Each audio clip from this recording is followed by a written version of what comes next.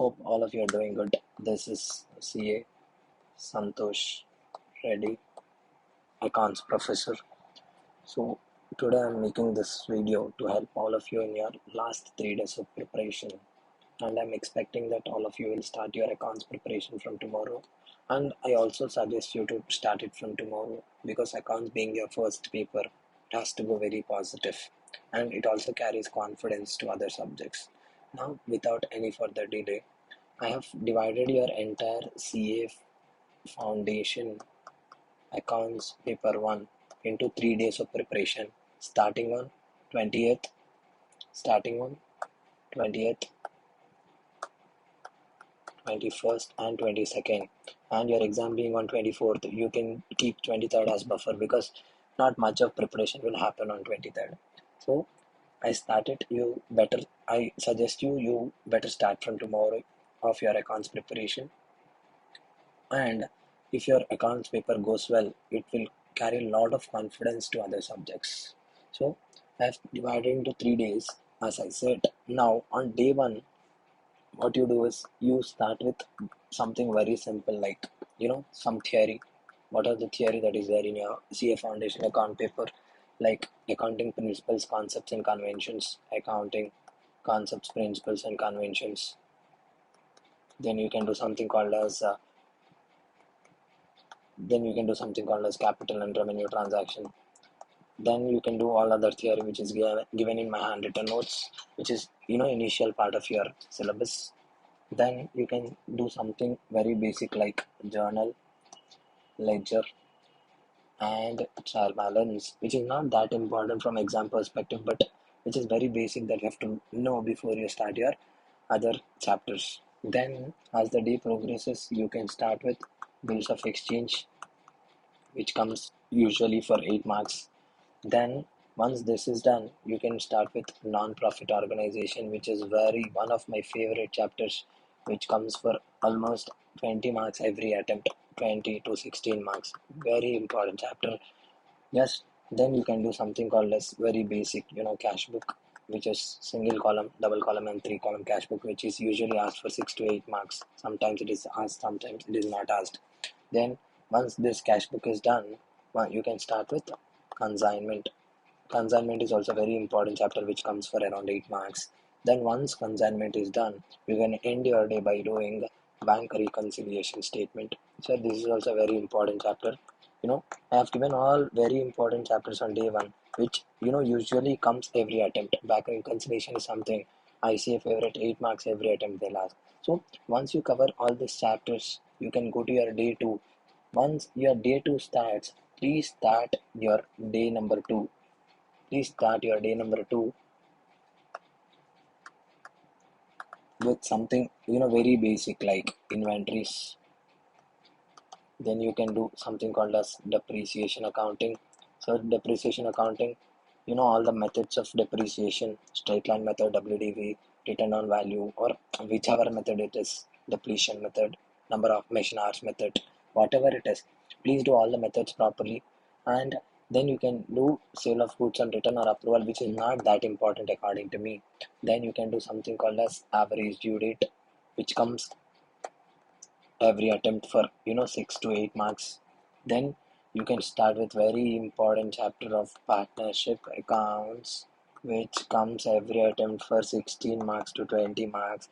In partnership accounts, you have something called as admission, retirement and death. But before getting into admission, retirement and death, please do all the methods of calculating goodwill, which will be part of your 16 marks question. Until and unless you know all the methods of calculating goodwill, you will not be able to solve that 16 marks or 20 marks question, which becomes very important. I've given only these many topics on day 2 because since you have partnership on day 2, partnership will take a lot of time.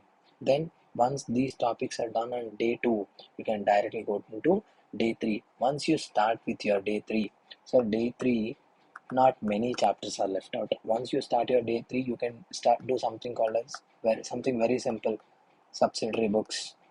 Then you can do something rectification of errors you can do. Then what all left out chapters are there? Then account current is there, you can do that account current. Then you can start with very important, every attempt a question comes from company accounts for 16 to 20 marks. Every attempt it will come. Let it be issue of shares and issue of debenture. And according to me, issue of shares, forfeiture of shares becomes very important from exam perspective. Once all these topics are done, you'll be left out only with the final accounts, which will be your last chapter for preparation, because final accounts there is no end. In final accounts, you have something called as manufacturing account and then something called as non-manufacturing accounts. And according to me, students mostly will not be able to always close final accounts question, because it will be little lengthy or little tricky. Don't worry about that. How much ever you can do that much and come in the exam. Once this final accounts is done, mostly all of your chapters are covered except a small miscellaneous topics. Sir, once this is done, I've also put some effort to give you some important areas or important questions from, this is, pure prediction and pure out of, these questions are just to give you confidence, not that these questions will come in the exam or anything. So these questions are just to give you confidence. From NPO, you please do question number 8, which is based on receipts and payments account will be given to you. You have to prepare income and expenditure account and balance sheet. And you do question number 9, where income and expenditure account will be given. You have to prepare receipts and payments account and balance sheet. This area becomes very important for me from NPO. Coming to bills of exchange. Sir, bills of exchange, please do that question number 7, which is on insolvency of one party, and then do question number 9, which is based on the concept of accommodation of bills, which has come last attempt. I don't think so this attempt it will come, but let us see, let us not take any chance. Once this NPO and bills of exchange questions are sorted, sir, from consignment I see question number 1. Sir, consignment, there is something called as accounting in the books of consignor and accounting in the books of consignee. So this consignee becomes irrelevant for the exam perspective. Usually you'll not ask. Accounting in the books of consignor, it's very important. You can do question number 1 and question number 8 as very important questions. These questions are a must that you have to solve before the exam. Once this consignment is done, from depreciation accounting, please do question number 8 and go, which is very important. And all other methods of depreciation, let it be return on value, straight line method, please do all the methods, all the formulas, and go to exam. Then coming to BRS, I see we are from BRS chapter question number 5, question number 6, question number 7, and question number 8 becomes very important. I think if I'm not wrong, question number 8 is based on your adjusted cash book, which has come last time, but we don't know again it can come. But please do solve this 4 questions and go to exam. And coming to your company accounts, please solve from issue of shares chapter. Please solve 6th question, 7th, 9th, 13th, and 14th question. And coming to your partnership, you'll always start with admission. In admission, 4th and 11th question becomes very important, and in retirement 5th question becomes very important. And coming to death, please solve question number 1 and go to exam. And coming to your rectification of errors, sir, please do question number 5, 6, 8 and go to exam. Sir, I've picked up only 10 topics to give you some important questions.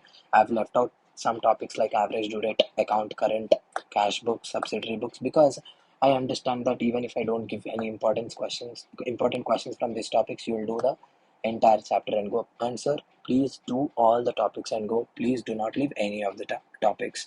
And okay guys, I really know that you will feel very nervous. Please be very confident. And in exam also start with, a question which you know confidently. And a small suggestion from my end, write all the sub questions of a particular question at one place to avoid the confusion for evaluator.